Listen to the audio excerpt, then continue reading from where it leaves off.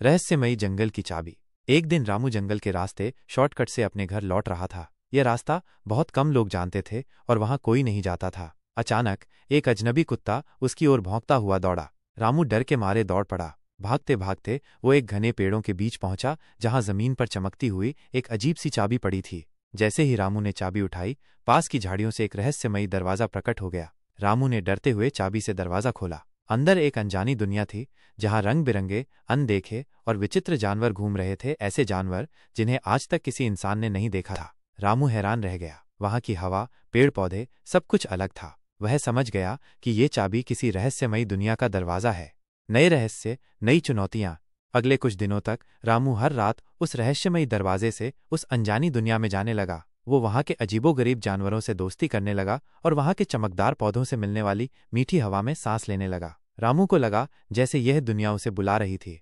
एक रात जब रामू उस दुनिया में गहरे चला गया तो उसे एक प्राचीन मंदिर दिखा। मंदिर के अंदर एक चमकती हुई किताब रखी थी। जैसे ही रामू ने उस किताब को छुआ, उसके पन्ने अपने आप खुलने लगे। किताब में उस दुनिया के और भी गहरे रहस्य लिखे थे और एक भविष्यवाणी भी थी। जब चांद पूरा होगा तब इस दुनिया का सबसे बड़ा खजाना प्रकट होगा, लेकिन उसे पाने के लिए एक बड़ी परीक्षा देनी होगी।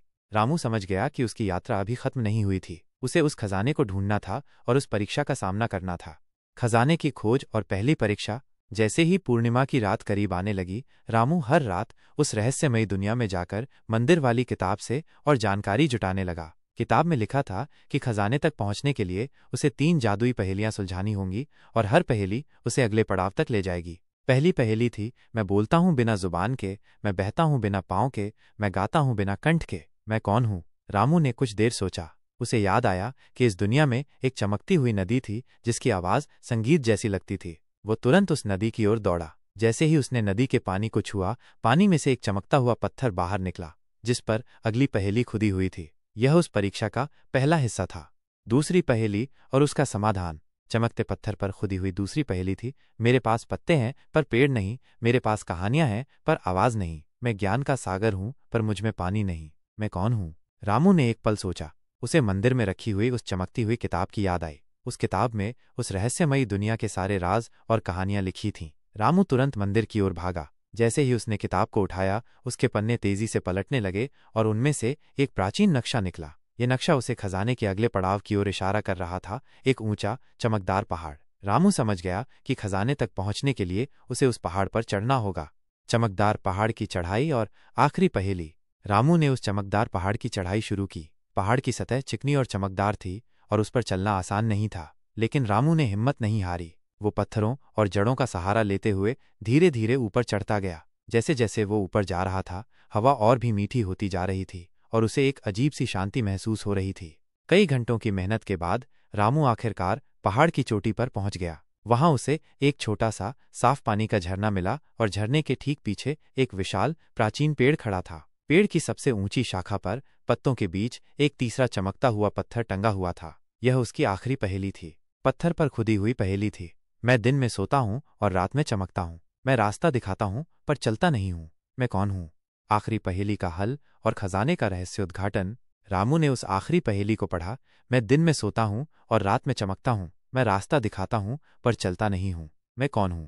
उसने ऊपर उठते हुए पूरे चांद को देखा। रामू मुस्कुराया। उसे पता था जवाब क्या था। ये थी रात की रोशनी जो यात्रियों को रास्ता दिखाती है। जैसे ही रामू ने मन में जवाब सोचा, विशाल पेड़ के तने में एक छिपा हुआ दरवाजा धीरे धीरे खुल गया। अंदर एक गुफा थी जो चांद की रोशनी से जगमगा रही थी। गुफा के ठीक बीच में एक प्राचीन चमकता हुआ खजाना रखा था, सोने के सिक्के, चमकीले गहने और एक बड़ी सी स्फटिक गेंद जो दुनिया के सबसे अद्भुत नज़ारों को दिखा सकती थी।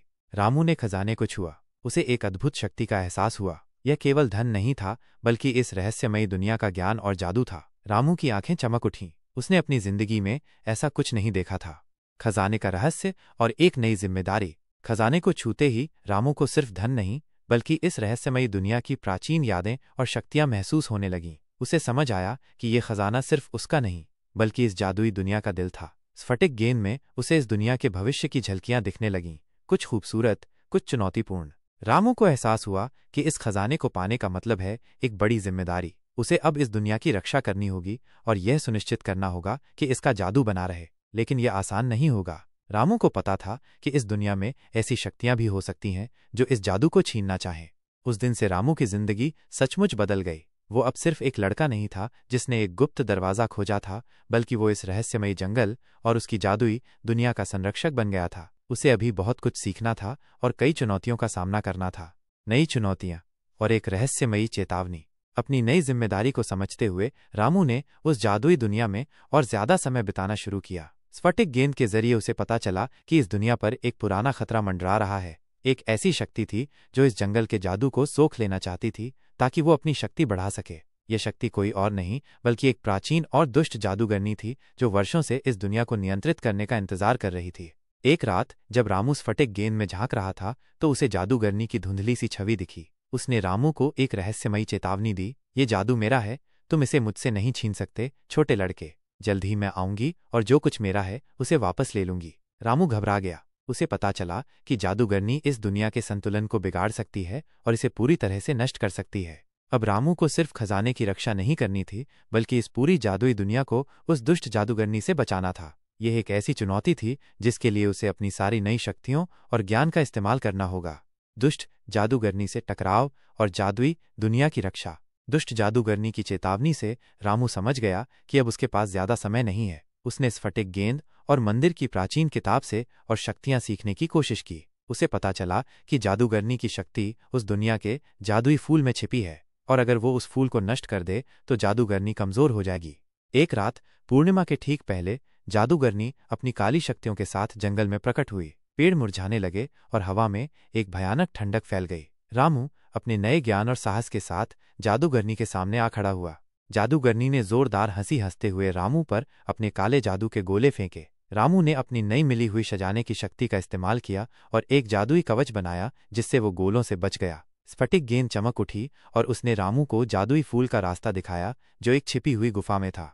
रामू तेजी से उस गुफा की ओर भागा जबकि जादूगरनी उसके पीछे थी। गुफा में पहुंचकर उसने देखा कि जादुई फूल एक चमकदार रोशनी छोड़ रहा था। जादूगरनी जैसे ही उसे रोकने के लिए पहुंची, रामू ने पूरी ताकत से अपनी जादुई चाबी को फूल की ओर फेंका। चाबी फूल से टकराई और एक तेज रोशनी के साथ फूल बिखर गया। जादूगरनी की शक्ति कम होने लगी। वो चीखने लगी और धीरे धीरे एक धुएं के बादल में बदल गई और फिर पूरी तरह से गायब हो गई। जंगल में फिर से हरियाली लौट आई और हवा में जादू फिर से भर गया। रामू ने जादुई दुनिया को बचा लिया था। अब वो सिर्फ एक गुप्त दरवाजे का खोजकर्ता नहीं बल्कि उस रहस्यमयी जंगल का सच्चा संरक्षक बन गया था। उसने यह रहस्य किसी को नहीं बताया, लेकिन हर रात वो उस दुनिया में जाकर उसके जादू की रक्षा करता था।